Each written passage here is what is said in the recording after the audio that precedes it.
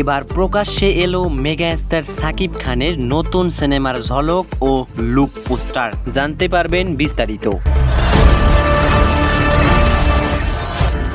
এমন দুর্ধর্ষ রূপে সাকিব খানকে দেখে ভক্তদের মাঝে শুরু হয়েছে উত্তেজনা। প্রথমে মুভিটির নাম ওয়ান্স আপন এ টাইম ঢাকা রাখা হলেও নামটি অনেক বড় হয় এটিকে শর্টকাটে পরিচালকগণ নাম রাখেন প্রিন্স।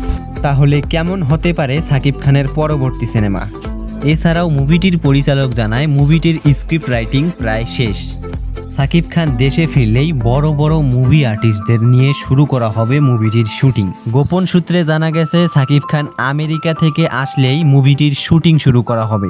সাকিব খানের পরবর্তী সিনেমার নায়িকা কে হবে এটি এখনো পর্যন্ত ঠিক করা হয়নি, তবে সম্ভবত সাকিব খান আসলেই নায়িকা ঠিক করা হবে।